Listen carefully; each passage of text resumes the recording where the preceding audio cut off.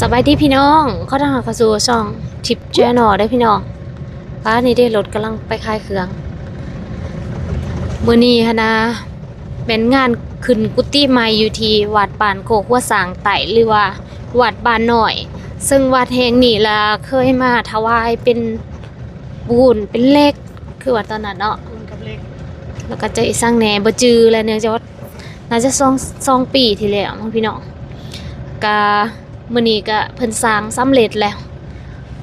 เพิ่นเชิญว่าร่วมงานเพิ่นเฮ็ดอันน่ะเพิ่นขาวบุญเพิ่นบอกแล้วก็มาเริ่มงาน9 โมงพอดีทีมงานก็เดินทางมาแต่ว่า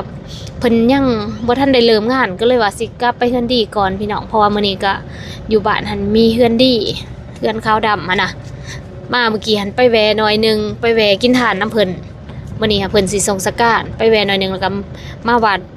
ดแล้วเพิ่นบ่ทันเลิกงานก็เลยสิกลับไปเฮือนดีอีกก่อนไปนั่งอยู่น้ำเพิ่นอุ่นเพิ่น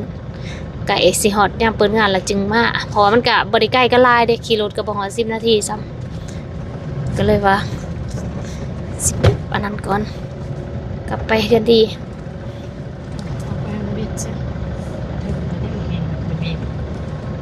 เข้าไปได้เบิ่ง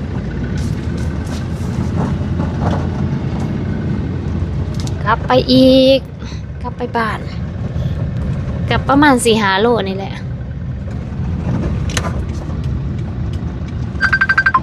บริจาคชีวิตเลี้ยงสายธนพัฒน์กองบัญชาการปปสเมืองที่นับถืออาแพงประดับครอบครัวได้สร้างต้น1 ต้นแนวศูนย์ครอบครัว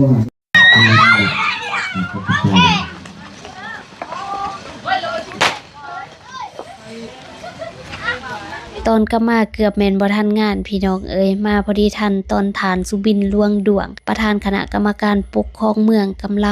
ลังกล่าวอยู่ซึ่งเพิ่นแม่นประธานในพิธีมื้อนี้ก่อนหน้านั้นก็มาบ่ทันก็เลยบ่มีภาพบรรยากาศให้พี่น้องเบิ่งทันแต่ตอนนี้ศาสนาเนาะเพื่อเต้ารวมความสามัคคีเต้ารวมจิตใจและสร้างให้ประชาชนอยู่บ้านเฮานี่เป็นคนที่ว่าดีมีจิตใจเมตตาแล้วก็พร้อมกันสร้างสาพัฒนาเนาะสั้นในนามตั้งหน้า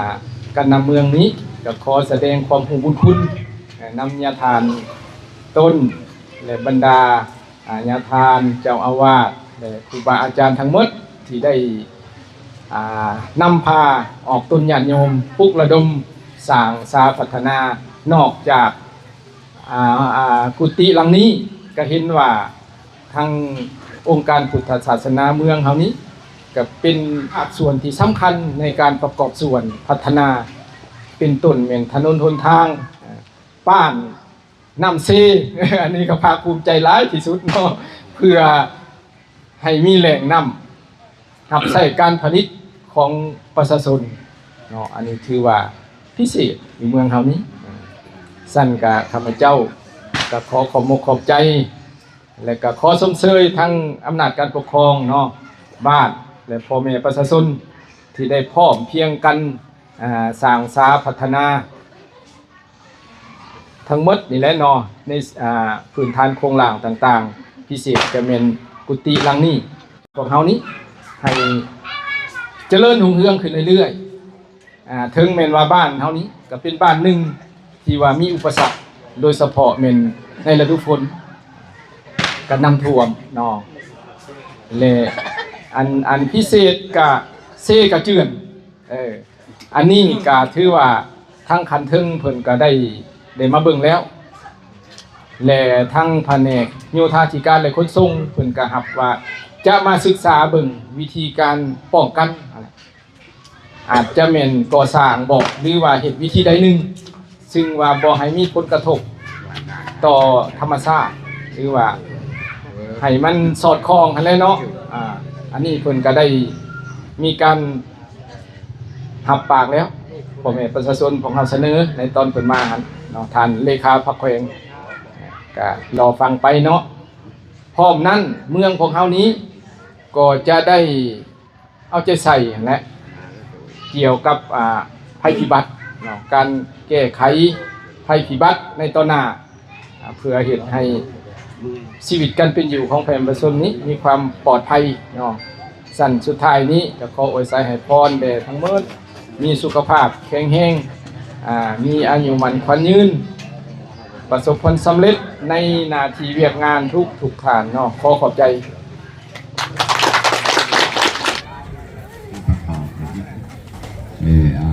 ก็เรียกกันขอหักแพงทางคณะเมืองและก็องค์ต้นยันยมของครูบาอาจารย์ทุกองค์เนาะประกอบเด็กหน่อยพอหอมปากหอมคอก็ดีใจภาคภูมิใจที่สุดที่ได้มาพวมมาสันซะฉลองกุฏิใหม่ก็สำเร็จก็ว่าคันสำเร็จเลยถือว่าฉลองฉลองถือว่าความแล้วแล้วก็ฉลองคันบ่แล้วเนี่ยฉลองบ่ได้เนาะฉะนั้นก็ดีอกดีใจนำทางการนำนายบ้านเฒ่าแก่แนวโฮมศิลาวัดวัดโพธิ์วัดสร้างแล้วก็ทางการนำเมืองทุกภาคส่วนที่ได้เกี่ยวข้องแล้วก็ครูบาอาจารย์ทุกการทุกองค์เนาะแต่ละบ้านที่ได้มาสนับสนุนหรือว่าตั้งประเทศเพื่อนบ้านหรือว่าตั้งประเทศนอกตามที่เพิ่นสรุปกับภาคภูมิใจที่สุดเนาะบรรดาต้นญาติโยมมีความสามัคคีสมานสามัคคีคือทางท่านสุบินเพิ่นว่าและมีความสามัคคีนักแน่นถึงว่าเซ่เฮาสิเจือนเฮาก็ต้องมีความสามัคคีเฮ็ดใดที่แก้ปัญหาต่อไปบ่แม่นว่ากุฏิแล้วล่ะน้ำเซ่กันเจือนกันว่าบ่ได้เด้อนี่ก็ดีให้หน้าตาโทจะได้มันสิลัดมาใส่วัดบ่จักมันมาซื้อนี่บ่ฮะฉะนั้นบรรดา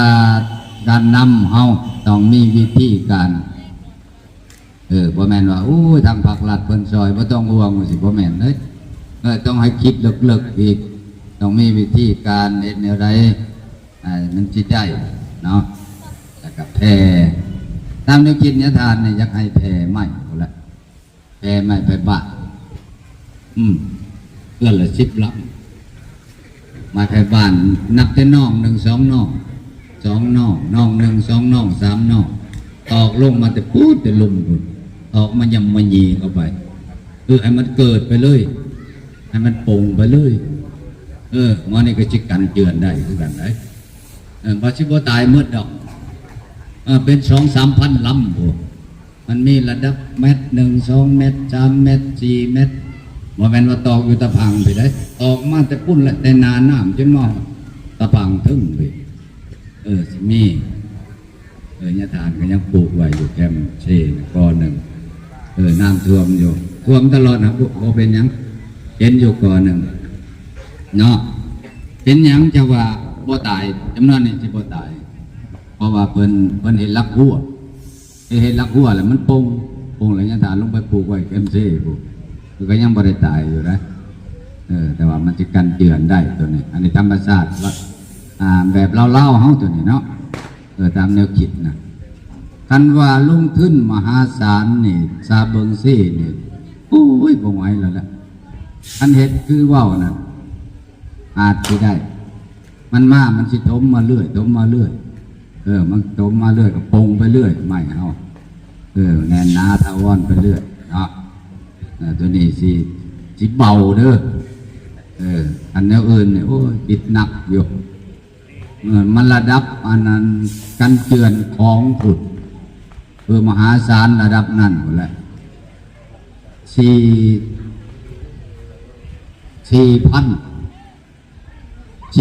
บ่เท่าไรกันเจือนสวรรค์ตามก็จะ40,000 เหรียญกว่าจะที่ล้านบ่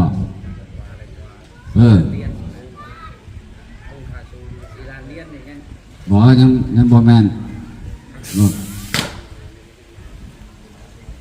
40,000 ล้านนะ40,000 ล้านเหรียญมีอยู่หลักที่อยู่ตามเนาะฉะนั้นเอาดีอกดีใจนำเด้อออกต้นยันยอมตะวันโกโกสร้าง พร้อมกันนำที่ได้สร้างกุฏิหลังนี้ให้สำเร็จเนาะขอให้บุญกรรมบุญชูอยู่ดีมีแห้งมีสุขภาพเข้มแข็งสุขุสุขคนเด้อให้ทุกข์ให้โศกให้โลกให้ภัยให้ปัญญาโลกาให้เจริญกังปรุงหุ่งเอื้องสุขุสุขคนมันยืนสาธุ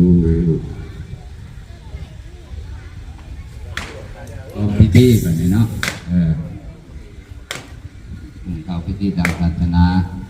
ผู้ใดไม่ศรัทธาก็เอาเส้นได้เด้อขึ้นตั้งเอาแจกเอาเนาะ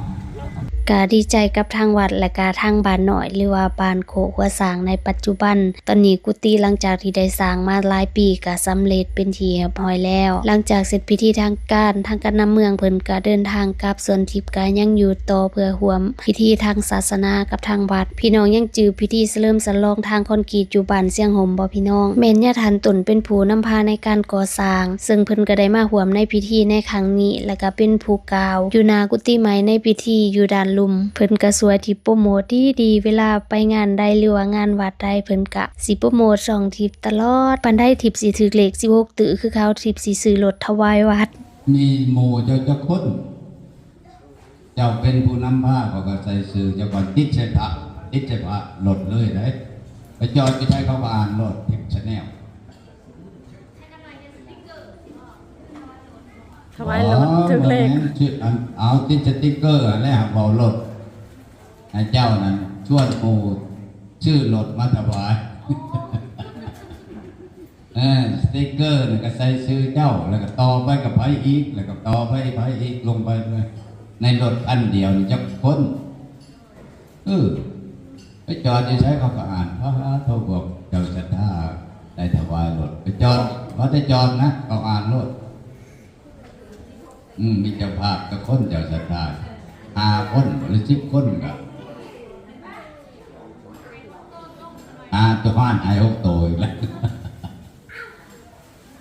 อันปานนั้นก็ชื่อเองแล้วนั่นแหละว่าเนี่ยพอพอย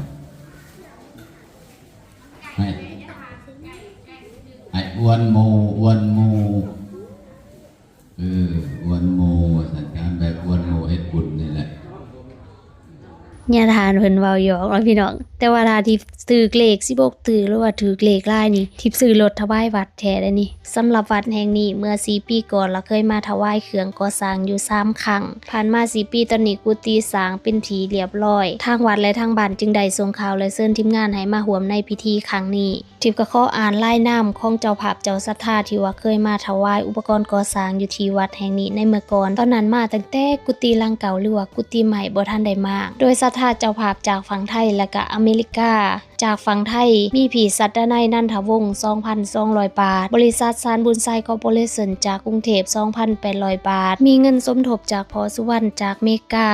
820,000 กีบซึ่งเป็นเงินที่เหลือมาจากกิจกรรมอันอื่นก็เลยมาใส่กับพวงนี้ซื้อเลขครั้งที่2ได้มาถวายปุ้นแดง1 ต้นมูลค่า 720,000 กีบและเลขปอกจำนวน32 เซนมูลค่า 490,000 กีบโดยศรัทธามาจากฝั่งไทยจากพีอัคเดชและบริษัทซานบุญไซคอร์ปอเรชั่นครั้งที่3ได้มาถวายปูนแดง25 กระสอบโดยศรัทธามาจากฝั่งไทยก็คือบริษัทซานบุญไซคอร์ปอเรชั่น 2,000 บาทพอโซพลจันทร์สิทธิพลจากกรุงเทพ500 บาทรวมปัจจัยทั้งหมดที่ได้นำมาซื้อเครื่องก่อสร้างถวายในวัดแห่งนี้รวมเป็นเงินบาทแม่น 7,500 บาทและเงินกีบ2,25,000 กีบซื้อบาทก็รวมเป็นเงินบาทซื้อกีบก็รวมเป็นเงินกีบหรือว่ามีทั้งเงินกีบเงินบาทนั่นเองหลังจากเฮ็ดพิธีทางการอยู่ทางด้านลุมเรียบร้อยทางการนำเมืองเพิ่นก็กลับส่วนทิพย์ยังอยู่ต่อแล้วก็ขึ้นมาร่วมกับเพิ่นอยู่ที่หอแจกเฮ็ดพิธีทางศาสนาต่อในการจัดงานในครั้งนี้ก็ได้เฮ็ดกองบุญเพื่ออุทิศให้อดีตเจ้าอาวาสนำตอนนี้กุฏิเรียบร้อยแล้วพี่น้องแต่ว่าในหอแจกสังเกตบ่ว่ายังบ่มีศาสตร์ปูอันนี้ทางวัดและก็ทางบ้านแจ้งทิพย์มาทิพย์ก็เลยมาบอกข่าวเล่าบุญเพื่อว่า FC หรือว่าพี่น้องท่านใดที่มีจิตใจใส่ศรัทธาอยากซื้อมาถวายวัดก็ขออนุโมทนาบุญนำหลวงนาแล้วก็มี อีกวัดหนึ่งอยู่ที่วัดป่านโคกหัวสางหรือว่าวัดป่านโคกคาบอนทิพย์ไปงานดองหั้นนะพี่น้องแต่ก่อนย่าพ่อพ่อยเพิ่นจะอยู่วัดแห่งนี้ตอนทิพย์เคยมาถวายของนะแต่ว่าปัจจุบันนี้เพิ่นย้ายไปอยู่วัดป่านโคกหัวสางเหนือหรือว่าวัดป่านโคกคาเพิ่นจะได้สังกะสีมุงลังผ้าคือว่าเพิ่นเฮ็ดผ้าในต้นไม้และเพิ่นก็สิเอาสังกะสีมุงหั้นนะเพื่อพี่น้องท่านใดที่อยากซื้อสังกะสีถวายเพิ่นอันนี้ก็คือเป็นบรรยากาศในงานบุญมื้อนี้พี่น้องก็เป็นพิธีเฉลิมฉลองกุฏิใหม่ซึ่งเพิ่นก็จัดงานบุญเรียบๆง่ายๆน้อยๆมื้อนี้วงดนตรีหนุ่มไซยลินหรือว่าทีมงานเฮามารับใส่พ่อแม่พี่น้องมื้อแรงนี้คือแรงวันที่7เดือน3ปี2025เด้อพี่น้องทิพย์ก็บ่ได้มาวัดแห่งนี้ซะนานแล้วพี่น้องคิดว่าหากะผ่านมา2ปีที่แท้ไปเบิ่งวิดีโอคืนละแม่นผ่านมาตั้ง4ปีแล้วได้ไวๆเนาะคือจังว่าพี่น้องเชื่อบ่ว่าถ้าทิพย์ไปค้นหาวิดีโอที่ทิพย์เก็บไว้ในคอมหรือว่าในฮาร์ดดิสก์นี่แม่นหาก็บ่เจอแล้วก็น่าจะใช้เวลาหลายวันอยู่คันสิหาให้เห็นอีหลีเพราะว่าไฟล์แต่เก่านะทิพย์เก็บไว้ทิพย์บ่ได้ลบแต่ว่าหาง่ายที่สุดก็คือหาอยู่ในช่อง YouTube ของทิพย์นี่แหละพี่น้องเพราะว่าทิพย์นั้นเฮ็ดเป็นอัลบั้มของแต่ละวัดหรือว่าแต่ละบ้านไว้เวลาอยากเบิ่งคืนก็แค่เข้าไปอัลบั้มแล้วก็กดเบิ่งก็สิเห็นวิดีโอทั้งหมดที่ว่าเก็บไว้นอกจากว่าบางวิดีโอที่ทิพย์บ่ได้เอาใส่อัลบั้มไว้ก็สิหายากหน่อยนึงท้ายสุดนี้ทิพย์ก็ขออนุโมทนาบุญนำเจ้าภาพเจ้าศรัทธาทุกคนทุกท่านเด้อว่า ไปเฮ็ดเบียร์นะมาแวะซื้ออาหารเนาะสั่งก็ซื้อไปแล้วหอมนึงได้ซื้อไปแล้วหอมนึงมาซื้อใหม่เด็กๆยังบ่อิ่ม ตอนนี้ก็แล้วพิธีแล้วพี่น้องอยู่บ้านแห่งนี้ก็มีพอหักไม่หักไม่เป็นเจียวของพ่อผู้ที่ว่าเพิ่นนั้นติดต่อประสานงานนี่แหละสำเร็จแล้วเนาะสำหรับพิธีทางศาสนาขึ้นกุฏิร่างใหม่พี่น้องมาตั้งแต่ตอนนั้นยังบ่ทันได้มากุฏิร่างเก่าเป็นร่างใหม่มาถวายอุปกรณ์ก่อสร้างตอนนั้นรู้สึกว่าตอนนั้นมันเฮ็ดบุญ7วัดมั้งตอนที่มาถวายอยู่วัดแห่งนี้เฮ็ดแล้วเพิ่นก็ยังบ่ได้ลืมเนาะเพิ่นก็ยังข่าวบุญมาอยู่คณะพี่น้องก็ได้ขอรับเพิ่นเรียบร้อยแล้วสำหรับตอนนี้ก็กำลังสิกลับเบิ่งก่อนว่ามื้อแลงสิได้มาใหม่บ่พี่น้องตอนนี้ก็สิกลับบ้านก่อนเด้อเจอกันใหม่ในคลิปหน้าสวัสดี